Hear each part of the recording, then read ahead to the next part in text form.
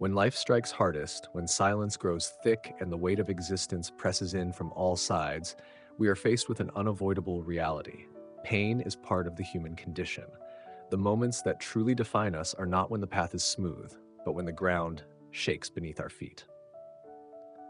This essay, drawing on Stoic philosophy, explores 6 profound practices for staying strong during hardship, expanding on each principle with fresh insights, examples, and practical applications, building a complete and sustained reflection of over 5,000 words to guide anyone seeking resilience. The call to resilience: why hardship shapes us. Human beings are not designed for a life of perfect comfort. History, psychology, and philosophy all confirm that we grow most during seasons of difficulty. Hardship strips away illusions, confronts us with truth, and forces us to decide who we wish to be. In this sense, adversity is not only inevitable but necessary. Marcus Aurelius, writing in his Meditations, reminds himself each morning that he will meet people who are selfish, ungrateful, and difficult, and that this is simply the way of the world. By anticipating difficulty, we become less vulnerable to it. Modern society often treats hardship as a malfunction, something to be quickly eliminated. We anesthetize our discomfort with distractions, endless scrolling, empty entertainment, quick dopamine hits. But this avoidance leaves us brittle, unable to bear life's natural storms. The Stoics understood that life's challenges are not obstacles to happiness, but pathways to strength. To endure is to be refined. To struggle is to be shaped. 1. The inner citadel, building mental fortifications. Marcus Aurelius's concept of the inner citadel is perhaps the cornerstone of Stoic resilience. It represents the fortress within us that no external event can breach without our consent. This fortress is built from clarity, reason, and moral integrity. Constructing it is not a one-time task, but a lifelong project. In practice, building the inner citadel requires cultivating habits that strengthen mental autonomy. Journaling is one such habit. By writing daily, we organize our thoughts, confront our fears, and reaffirm our values. Mindfulness meditation is another powerful tool. By observing thoughts non-judgmentally, we gain distance from them, allowing us to choose which ones deserve power. When disaster strikes, those without an inner citadel are swept away by panic and despair. Their identity is fused with circumstances. When circumstances collapse, so do they. But the person who has patiently fortified the mind can stand firm. They grieve, yes. They feel the sting of loss. But they do not lose themselves. They understand that though the world may crumble, their reason and judgment remain under their control. Practical application: start each morning by reminding yourself what is within your power today. Write down 3 controllable actions: your effort, your attitude, your focus. Each evening, reflect on how you managed your mental state. Over time, this practice thickens the walls of your inner citadel. 2. Transforming pain into purpose. Pain is one of life's most universal experiences, but suffering is not merely to be endured, it is to be used. Epictetus taught that difficulties reveal our character. Pain, then, is a mirror that shows us whether we are living according to virtue or mere habit. Modern research on post-traumatic growth supports this ancient insight. Survivors of great hardship often report a renewed sense of meaning, deeper appreciation for relationships, and a heightened sense of spiritual or existential clarity. Yet this growth is not guaranteed. It is cultivated by actively reinterpreting suffering. Instead of asking, "Why me?" the Stoic asks, "What is this demanding from me?" If heartbreak strikes, perhaps it calls for compassion. If failure occurs, it may call for perseverance and humility. Every scar can become part of one's armor, a visible testament to strength. Example: consider a professional setback, perhaps losing a job unexpectedly. The initial reaction may be anger, fear, despair, but by stepping back, one might see the loss as a chance to redirect life toward more meaningful work, to develop resilience, to grow resourcefulness. Many who look back on their most painful seasons later identify them as turning points toward deeper fulfillment. 3. Choosing response over reaction. The Stoics placed enormous emphasis on the space between stimulus and response. This is where freedom lives. Most people react automatically, lashing out in anger, collapsing in fear, or numbing themselves with avoidance. The Stoic discipline is to pause, breathe, and respond intentionally. Seneca's observation that we suffer more in imagination than in reality is key here.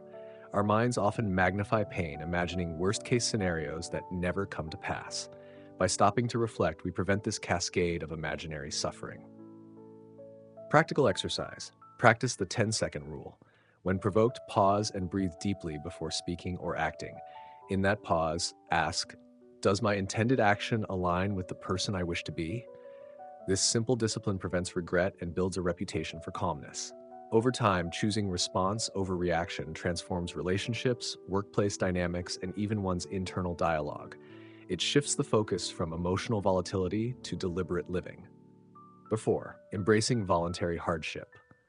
Voluntary hardship is a form of preemptive training. By choosing controlled discomfort, we prepare for life's uncontrolled adversities. Seneca recommended spending several days each month eating the simplest food, wearing rough clothing, and asking, is this what I feared? This exercise builds courage and gratitude simultaneously. Modern applications are numerous. One might choose intermittent fasting, digital minimalism, cold showers, or occasional solitude. These practices reduce our dependence on constant comfort and remind us of our capacity to endure. Personal reflection.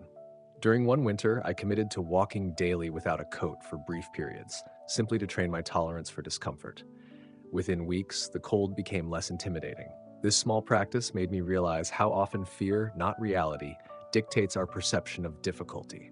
Voluntary hardship also cultivates freedom. The person who has learned to thrive with little cannot be easily manipulated by threats of loss. They are no longer a prisoner of luxury or convenience. 5. Guarding the gates of thought. Epictetus taught that not every thought deserves our assent. Thoughts are like strangers knocking at the door. We decide who enters.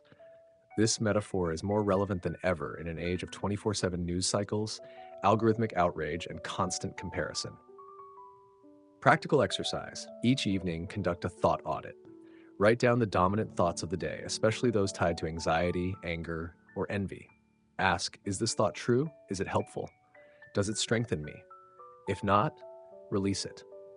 Over time, this builds mental discipline and reduces needless suffering. Cognitive behavioral therapy, widely practiced today, uses a similar approach.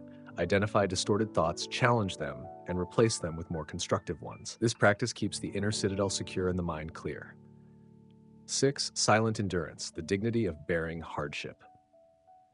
Well, the last Stoic principle is perhaps the most difficult. Seneca wrote that a gem cannot be polished without friction. Hardship, then, is not punishment, but refinement. True strength is shown not in loud complaint, but in calm perseverance. Silent endurance does not mean isolation or refusing help. It means resisting the temptation to make suffering a spectacle, to seek pity as a substitute for growth. In remaining composed, we inspire others and preserve our dignity. Reflection. In an age where oversharing pain is common, there is power in quiet resilience. It communicates to the world that though we bleed, we do not beg. Though we suffer, we do not surrender. Integrating the 6 practices into a way of life together, these 6 practices, the inner citadel, transforming pain into purpose, choosing response, embracing voluntary hardship, guarding thoughts, and silent endurance, form a holistic system for living. They are not one-time actions, but daily disciplines. They transform adversity from a source of despair into a forge of character. Consider integrating them step by step. Start by journaling to strengthen the citadel. Then practice the 10-second pause to choose response. Gradually add voluntary discomfort, a day of simple meals, a morning of cold exposure. With time, the mind becomes more discerning, filtering thoughts with care. Finally, practice bearing small annoyances without complaint as preparation for greater trials. The modern relevance of Stoic strength. Our era presents unique challenges: digital noise, social instability, global uncertainty. Yet these Stoic principles are remarkably timely. They offer not escapism, but engagement, a way to meet reality head-on without being crushed. Psychologists note that resilience is not a fixed trait, but a set of skills. The Stoics anticipated this truth. They provided not just abstract philosophy, but concrete exercises, from daily reflection to voluntary discomfort. When practiced consistently, these habits create a self that remains steady when everything external is in flux. Conclusion: becoming the unshaken one. The storms of life are unavoidable. The question is not whether they will come, but who we will be when they do. By building the inner citadel, we claim sovereignty over our minds. By turning pain into purpose, we refuse to be defined by tragedy. By choosing response, we assert freedom. By embracing hardship, we train courage. By guarding our thoughts, we preserve clarity. And by enduring silently, we embody dignity. In doing so, we do not merely survive the storm, we are transformed by it. We become, in Marcus Aurelius's words, the one who walks through the tempest untouched, not because the tempest is weak, but because our strength has been forged in silence and tested by fire.